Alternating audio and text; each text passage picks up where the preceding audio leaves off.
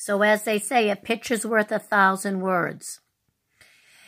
You can see on this slide, these pictures explain each situation perfectly. Again, when we write the reaction down for a TSI slant, we put the slant result over the but result. And we have A for acid, meaning yellow. We have K for alkaline, just because we can't have two A's, right? So they make the K meaning alkaline. So if some organism ferments something, it will turn yellow. If it can't ferment something, it stays red, so it remains alkaline instead of turning acid. Also, black will mean H2S is positive. Also, you'll see on one of these tubes that the agar is actually lifted. And that's because if there's a lot of if the sugars, when the acid is produced, when the sugars are fermented, a lot of times gas will be created and it actually will push the agar up. It's pretty cool to see. So anyway, let's look at these 4 tubes. All right. So, number 1 tube. The whole tube is yellow. So we would say A over A, for meaning acid over acid. Yes, it ferments glucose, which would just be the bottom would be yellow. And if sucrose and or lactose are also fermented, the slant part, the top part of the tube would be yellow.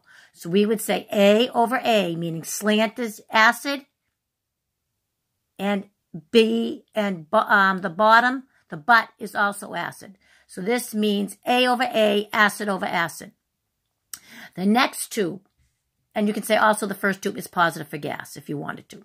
The second tube, you can clearly see the but is yellow, but the slant of the tube is still reddish. So this would be, don't forget we do slant over but. This would be K for alkaline over A, acid. All right? So this is what you would see for Shigella, because Shigella can only ferment glucose. It can't ferment lactose or sucrose. And you kind of already know this because I said that Salmonella and Salmonella and Shigella are non-lactose fermenters.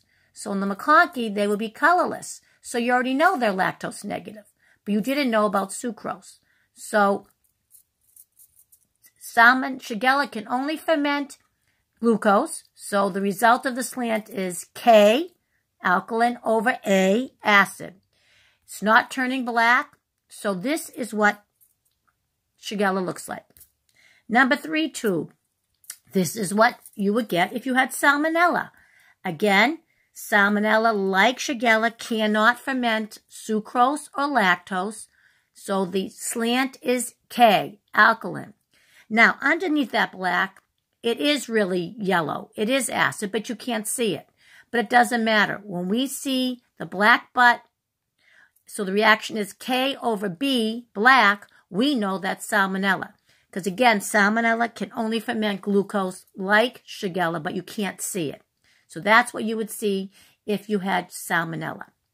The fourth one is K over K, meaning the whole tube is alkaline. There is no sugars fermented. Glucose, and obviously if glucose can't be fermented, neither can lactose or sucrose. This is what you would see for Pseudomonas aeruginosa. Because remember, it can't ferment glucose. It only oxidizes. So that's what you would see. So the big thing to learn here, Salmonella is H2S positive. You see the nice black butt. And Shigella is not H2S positive. It's H2S negative. And both of those, the slant will always be K alkaline because these two can only ferment glucose.